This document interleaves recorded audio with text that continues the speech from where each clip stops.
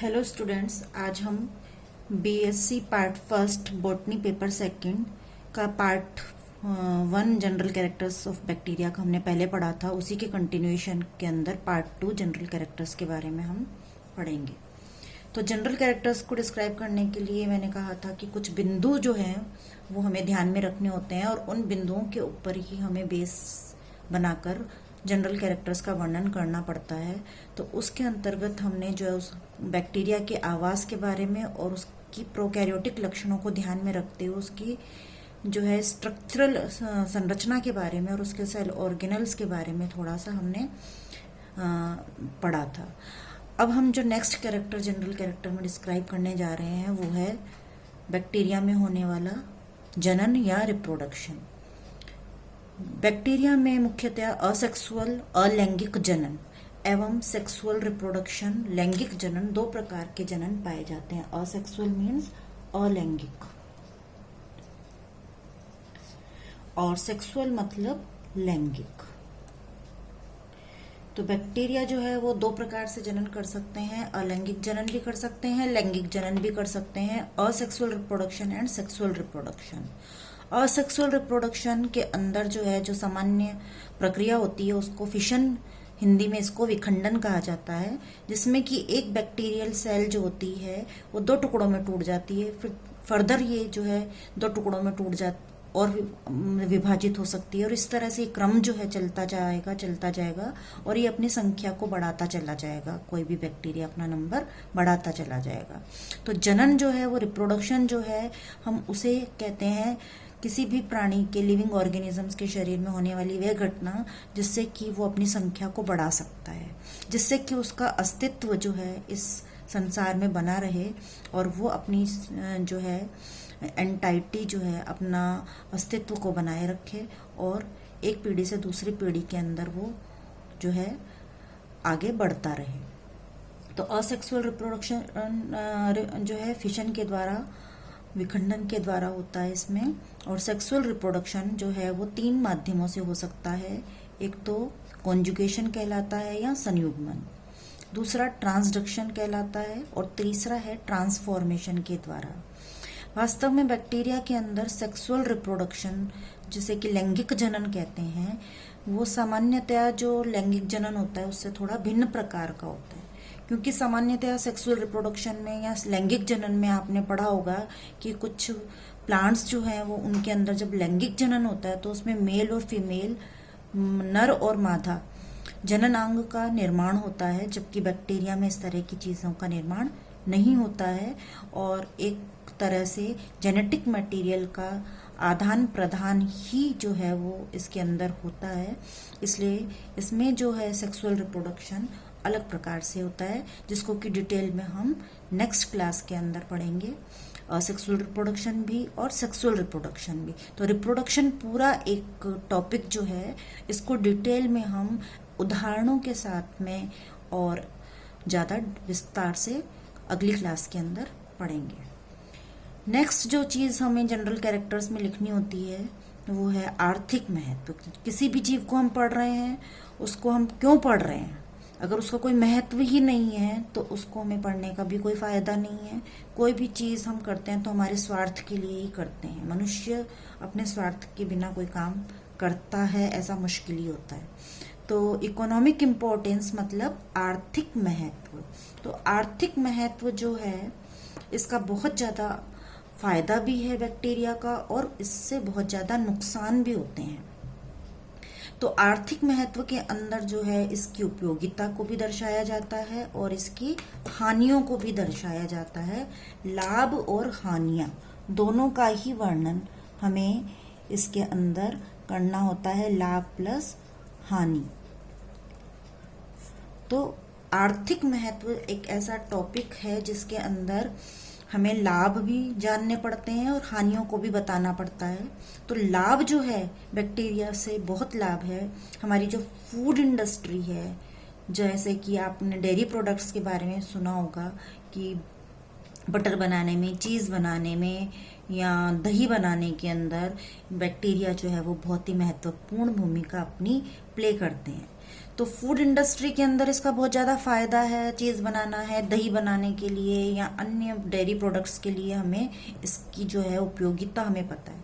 लेकिन इसी तरह से बैक्टीरिया जो है फूड इंडस्ट्री को नुकसान भी करते हैं, क्योंकि हमारा खाना जो है, कुछ बैक्टीरिया ऐसे होते हैं जो कि हमारे खाने को नष्ट कर देते हैं, ख़त्म कर देते हैं, उसकी क्वालिटी को जो है ख़राब कर देते हैं, उसको जो है उसके टेस्ट को बिगाड़ देते हैं, जिससे कि वो पॉइजनस भी हो जाता है, कई बार वो खाने योग्य नहीं रहता है। लेकिन अभी हम खाली शुरुआत में इसके लाभ के बारे में बात करेंगे, हानियों की बात बाद में करेंगे। तो फूड इंडस्ट्री में इसका उपयोगिता है। दूसरा जो है सबसे बड़ी उपयोगिता, ये डिकम्पोजर्स के रूप में काम करते हैं। डिकम्पोजर्स के मतलब किसी भी चीज़ को पूरी तरह से नष्ट करने में भी ये काम में आते हैं, जैसे लिविंग ऑर्गेनिजम्स या कोई भी चीज़ जो है वो डेड हो गई, मृत हो गई, तो वो मृत शरीर अगर जो है वो धीरे धीरे अपने अपघटित नहीं होगा। डिकम्पोजर मतलब अपघटित करने वाले पदार्थ हैं, ये जीव हैं, पदार्थ नहीं, जीव हैं ये। और ये जो है किसी भी लिविंग ऑर्गेनिज्म को या अन्य चीज़ों को धीरे धीरे अपघटित कर देते हैं और उनको मिट्टी के अंदर मिनरल्स के रूप में परिवर्तित कर देते हैं और उनको जो है पूरी तरह से समाप्त कर देते हैं, जिससे कि हमारी पृथ्वी जो है वो साफ रहे। तो इस तरह से ये एक सफाई कर्मी के रूप में भी जो है इनकी इम्पोर्टेंस है, इकोनॉमिक इम्पोर्टेंस के रूप में इनका बहुत ज़्यादा महत्व है। तीसरी चीज़ जो आती है इकोनॉमिक इम्पोर्टेंस के अंदर, वो है सोइल फर्टिलिटी, भूमि की उर्वरता। बैक्टीरिया जो है वो भूमि की उर्वरता को बढ़ाने में बहुत ही महत्वपूर्ण भूमिका प्ले करते हैं। आपने राइजोबियम बैक्टीरिया का नाम सुना होगा। हम मटर कुल के पौधों को जड़ सहित अगर जमीन में से बाहर निकालते हैं तो उसकी जड़ों के अंदर हमें इस तरह से गोल गोल गांठें दिखाई देती हैं। ये जो गांठें होती हैं, इन गांठों के अंदर राइजोबियम बैक्टीरिया पाया जाता है सहजीवी के रूप में। कैसे रहता है इसके अंदर? सहजीवी के रूप में रहता है। और ये सहजीवी के रूप में इसमें रहता है, क्या काम करता है? ये इससे आश्रय लेता है। सहजीवी का मतलब क्या होता है कि दो जीव एक साथ में रहें और दोनों किसी न किसी रूप में एक दूसरे को किसी न किसी प्रकार से मदद करें, उसे हम सहजीवी कहते हैं। तो बैक्टीरिया जो है जड़ से आश्रय लेता है, बदले में जड़ को ये क्या देता है? नाइट्रोजन उपलब्ध करवाता है, क्योंकि ये जो जड़ें होती हैं इसकी वो पर्यावरण के अंदर जो फ्री नाइट्रोजन होती है उसको अवशोषित नहीं कर सकती है। और नाइट्रोजन हमारी बॉडी के लिए या प्लांट्स की बॉडी के लिए बहुत महत्वपूर्ण होती है, क्योंकि ये प्रोटीन बनाती है और प्रोटीन से किसी भी चीज़ का शरीर बनता है। तो ये कैसे बनाती है? ये बैक्टीरिया जो होते हैं नाइट्रोजन ये को नाइट्रेट में और नाइट्राइट्स के अंदर कन्वर्ट कर देते हैं, अमोनिया के अंदर कन्वर्ट कर देते हैं। और ये प्लांट जब अमोनिया के रूप में या नाइट्रेट के रूप में या नाइट्राइट के रूप में कन्वर्ट हो जाती है नाइट्रोजन, तो उसको आसानी से अवशोषित कर सकते हैं। तो बैक्टीरिया जो है ये भूमि के अंदर भी उपस्थित हो सकते हैं और सहजीवी के रूप में भी उपस्थित हो सकते हैं। भूमि के रूप में फ्री नाइट्रोजन को अमोनिफाइंग बैक्टीरिया जो कि अमोनिया में बदलते हैं, नाइट्रीफाइंग बैक्टीरिया नाइट्रेट्स में बदलते हैं। तो इस तरह से नेचर के अंदर 78% जो नाइट्रोजन है उसको जो प्लांट्स अब्जॉर्ब नहीं कर सकते हैं, बैक्टीरिया के द्वारा इनको ऐसे पदार्थों में परिवर्तित कर दिया जाता है जो कि बैक्टीरिया आसानी से अवशोषित कर लेते हैं और अपना भोजन स्वयं बनाने में सक्षम होते हैं। अब नेक्स्ट चीज़ जो आती है आर्थिक महत्व के अंदर, वो है दवाइयाँ। मेडिसिन्स के रूप में जो है बैक्टीरिया का बहुत महत्व है, क्योंकि बहुत सारे एंटीबायोटिक्स जो होते हैं वो बैक्टीरिया के द्वारा बैक्टीरिया से बनाए जाते हैं। तो इस तरह से मेडिसिनल इंडस्ट्री के अंदर भी बैक्टीरिया बहुत ही महत्वपूर्ण भूमिका प्ले करते हैं और बहुत सारी बीमारियों से हमें छुटकारा दिलाते हैं ये एंटीबायोटिक्स। इन्हीं एंटीबायोटिक्स के द्वारा बहुत सारी बीमारियां जो है वो हम लेने से खत्म हो जाती हैं, बहुत सारी बीमारियां। तो ये तो हम इसका एक रूप देख रहे हैं जिसमें कि हम खाली लाभ की बात कर रहे हैं। तो लाभ जो है होता है उसी तरह से बैक्टीरिया, कुछ बैक्टीरिया ऐसे भी होते हैं जो कि लेदर के ऊपर से, लेदर इंडस्ट्री में भी ये बहुत महत्वपूर्ण रोल प्ले करते हैं। कौन से में? लेदर इंडस्ट्री में, चर्म इंडस्ट्री। तो लेदर के ऊपर क्या होते हैं? बाल होते हैं। तो उन बालों को हटाने के लिए बैक्टीरिया की मदद ली जाती है। बहुत सारे बैक्टीरिया जो हैं लेदर के ऊपर से बाल हटाकर और उनको जो है साफ करने के काम में भी आते हैं। तो इस तरह से बैक्टीरिया जो है बहुत सारे इसके आर्थिक महत्व हमने देखे, लेकिन इसके बहुत सारे नुकसान भी है। मैंने बताया कि फूड इंडस्ट्री में फूड को ये स्पॉइल कर देते हैं। बहुत सारी बीमारियां, मेडिसिनल वैल्यू है इसकी, उसके कंट्रास्ट में अपोजिट साइड देखें तो ये बहुत सारी बैक्टीरिया के द्वारा बहुत सारी बीमारियां होती हैं, प्लांट्स में भी और एनिमल्स में भी होती हैं। तो ये रोगकारक भी होता है। तो इस तरह से बैक्टीरिया जो है वो, उसका दोनों पहलू हमको देखने होते हैं कि वो महत्व के हैं या वो हानि पहुंचा रहे हैं। और भी ज़्यादा डिटेल में इसको हम इस टॉपिक को भी अलग से भी पढ़ेंगे। इसके अलावा जनरल कैरेक्टर के अंदर हम बैक्टीरिया के अंदर न्यूट्रिशन, भोजन किस तरह से बैक्टीरिया को प्राप्त होता है, उसके भोजन कैसे वो बनाता है, उसके बारे में भी पढ़ते हैं। कोई भी जीव भोजन कैसे प्राप्त करता है। बैक्टीरिया जो है वो 3 तरह के हो सकते हैं भोजन न्यूट्रिशन के आधार पर: स्वपोषी बैक्टीरिया, परपोषी बैक्टीरिया और सहजीवी बैक्टीरिया। सहजीवी बैक्टीरिया भी मैंने बताया आपको कि जो किसी दूसरे जीव के साथ रहते हैं और उसको भी सहयोग करते हैं और उससे किसी ना किसी रूप में सहयोग लेते हैं, उन्हें सहजीवी कहते हैं। स्वपोषी, ऐसे बैक्टीरिया जिनके अंदर क्लोरोफिल होता है, बैक्टीरिया क्लोरोफिल कहते हैं इसको, बैक्टीरियो क्लोरोफिल, उससे अपना भोजन स्वयं बनाते हैं, उन्हें हम स्वपोषी बैक्टीरिया कहते हैं। और परपोषी, ऐसे बैक्टीरिया जिनके अंदर क्लोरोफिल नहीं पाया जाता है और अपना भोजन स्वयं नहीं बना पाते हैं, दे आर परपोषी। तो स्वपोषी ऑटोट्रॉफिक और परपोषी हेट्रोट्रॉफिक और सहजीवी सिम्बायोटिक।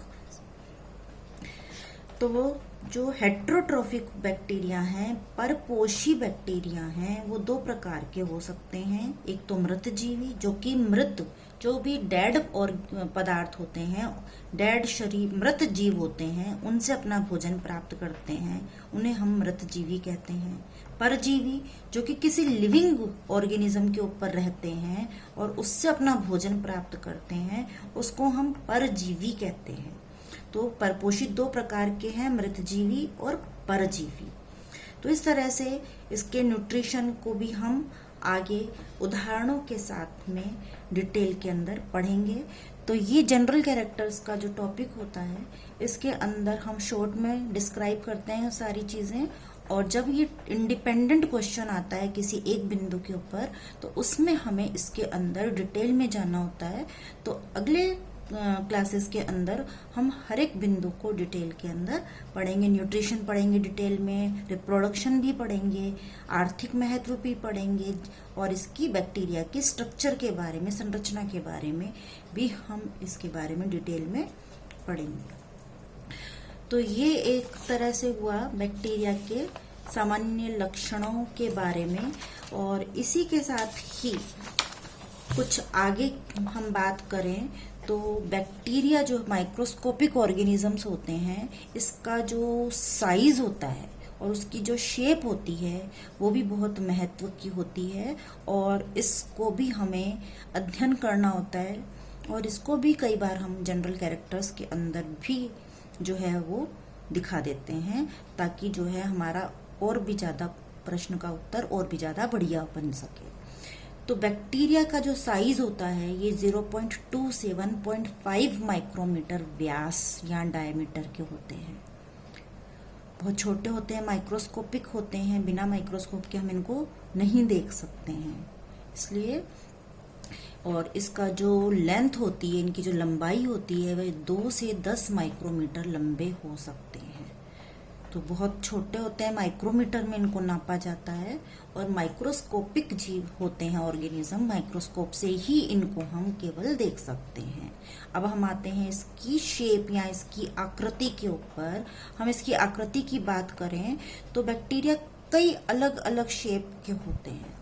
तो बैक्टीरिया की अलग अलग शेप या आकृति या इसका अलग अलग साइज जो है, ये इसके वर्गीकरण में बहुत ही महत्वपूर्ण भूमिका प्ले करता है। तो जैसे ये आपको गोल गोल संरचनाएं दिखाई दे रही हैं, यहाँ पे आपको छड़ जैसी या लंबी इलोंगेटेड संरचनाएं दिखाई दे रही हैं, यहाँ पे आपको स्पाइरल दिख रहा है, यहाँ पर आपको कोमा दिख रहे हैं। तो ये बैक्टीरिया, अलग अलग शेप के बैक्टीरिया की शेप दिखाई दे रही है, आकृतियां दिखाई दी हैं। तो ये जो गोल आकृति है, इसको हम कहते हैं कोकस। ये जो लंबे दिखाई दे रहे हैं, इनको हम कहते हैं बैसिलस। और ये जो स्पाइरल की शेप का दिखाई दे रहा है, इनको हम कहते हैं स्पाइरिलम बैक्टीरिया। और ये कोमा की शेप के जो बैक्टीरिया आपके बने हुए दिखाई दे रहे हैं, इनको हम कहते हैं विब्रियो बैक्टीरिया। और ये स्पाइरल शेप के स्पाइरिलम जो है, इनको हम हेलिकल बैक्टीरिया के नाम से भी जान सकते हैं। अब हम पढ़ेंगे कि ये अलग अलग शेप के, जैसे कोकस बैक्टीरिया हम लेते हैं, ये भी जो है, यहाँ पर हमने जो है गोल आकृति बताई, ये अलग अलग तरह से व्यवस्थित हो सकते हैं। जैसे कि एक बार में एक गोल शेप का बैक्टीरिया आपको दिखाई दे रहा है, तो इसको हम कहेंगे मोनोकोकस या माइक्रोकोकस। अगर दो एक साथ कोकस बैक्टीरिया हैं तो डिप्लोकोकस या डिप्लोकोकाई। 3 है तो ट्रिप्लोकोकस, 4 है तो टेट्राकोकस। इस तरह से ये जो छड़ के रूप में भी हमको अगर एक होगा तो उसको हम मोनोबैसिलस कहेंगे। डिप्लोबैसिलस अगर 2 होगा तो डिप्लोबैसिलस कह देंगे। अगर एक जो है, ये आपको दिखाई दे रहा है, 1 2 3 4 कोकस बैक्टीरिया हैं ये। और ये चारों कोकस बैक्टीरिया एक चैन में दिखाई देते हैं, तो इसको हम कहते हैं स्ट्रेप्टोकोकस। इसको क्या नाम दे देते हैं फिर हम? स्ट्रेप्टोकोकस। 4 से ज्यादा भी हो सकते हैं, 5 6 7 कितने भी हो सकते हैं चैन में ये। इसी तरह से ये जो है चैन के अंदर अगर छड़ जैसे बैक्टीरिया, जो कि बैसिलस बैक्टीरिया जिसको हम कहते हैं, ये भी अगर चैन में व्यवस्थित हो जाते हैं तो इसको हम कहते हैं स्ट्रेप्टोबैसिलस बैक्टीरिया। ठीक है। इसी तरह से ये बैक्टीरिया जो है प्लेट नुमा शेप में भी व्यवस्थित हो सकते हैं। यहाँ पर भी हो रहे हैं, यहाँ पर भी हो रहे हैं। ये गोल हैं और ये लंबे वाले हैं। जब प्लेट नुमा व्यवस्था में व्यवस्थित हो जाते हैं तो इसको हम कहते हैं स्टेफाइलोकोकस बैक्टीरिया। तो ये छड़ जैस वाले हैं तो इसको हम कहेंगे स्टेफाइलोबैसिलस। इसको हम क्या कहेंगे? स्टेफाइलोबैसिलस बैक्टीरिया। तो इस तरह से स्ट्रेप्टो और स्टेफाइलो ये भी नई टर्मिनोलॉजी है जो कि आपको याद करनी पड़ेगी। 4 अगर हमें एक साथ दिखाई दे रहे हैं तो इनको हम टेट्राकोकस कह देते हैं। तो इस तरह से जो है ये अलग अलग संख्या में उपस्थित होने पर इनके जो है नाम थोड़े थोड़े अलग अलग हो जाते हैं संख्या के आधार पर। तो अब हम इसके बारे में थोड़ा सा इनके उदाहरणों के बारे में पढ़ेंगे कि जो है अगर मोनोकोकस बैक्टीरिया है तो उसका कोई एग्जाम्पल अगर हमें पूछा जाए तो हम क्या देंगे? Micrococcus obvious. तो माइक्रोकोकस एवियस जो होता है ये मोनोकोकस बैक्टीरिया का उदाहरण है। 2 डिप्लोकोकस पर आए तो डिप्लोकोकस निमोनिया का करने वाला बैक्टीरिया, जिससे कि निमोनिया बीमारी होती है, डिप्लोकोकस निमोनी, ये डिप्लोकोकस बैक्टीरिया का उदाहरण है। तो ये कुछ महत्वपूर्ण उदाहरण हैं जिनको कि आपको याद रखना चाहिए। इसी तरह से टेट्राकोकस है, माइक्रोकोकस टेट्राजीनस, माइक्रोकोकस टेट्राजीनस। अब आते हैं हम ये स्ट्रेप्टोबैसिलस, चैन के अंदर जो होता है उसको हम क्या कहते हैं? स्ट्रेप्टोबैसिलस। ये छड़ के तरह का दिखाई दे रहा है इसलिए इसको हम स्ट्रेप्टोबैसिलस कहेंगे। तो स्ट्रेप्टोबैसिलस जो है इसका एग्जाम्पल है बैसिलस ट्यूबरक्यूलोरिस। क्या एग्जाम्पल है इसका? बैसिलस ट्यूबरक्यूलोरिस। तो ये टीबी की बीमारी फैलाते हैं, ट्यूबरक्यूलोसिस जो होता है। और डिप्लोबैसिलस जिसमें 2 होते हैं, उसका उदाहरण है डिप्लोबैसिलस न्यूमोनी। ये भी जो है न्यूमोनिया का कारण होता है। मोनोबैसिलस वेसिलस, मोनोबैसिलस वेसिलस, ये किसका उदाहरण है? स्टेफाइलोबैसिलस बैक्टीरिया का। मोनोबैसिलस वेसिलस ये उदाहरण है मोनोबैसिलस बैक्टीरिया का।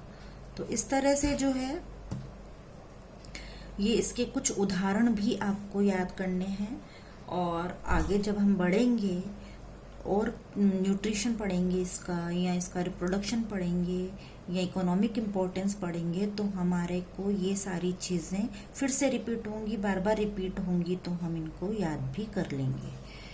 इसी तरह से छड़ जैसा बैक्टीरिया है, इसका नाम है स्पाइरिलम अंड्यूलम। ये एक नाम आप याद रख सकते हो तो बहुत बढ़िया है, याद रखने की कोशिश करिए, नहीं तो कोई बात नहीं। इसी तरह से कोमा के शेप का बैक्टीरिया विब्रियो, इसको विब्रियो कोलेरी, जिससे कि कोलेरा नामक बीमारी होती है, विब्रियो कोलेरी।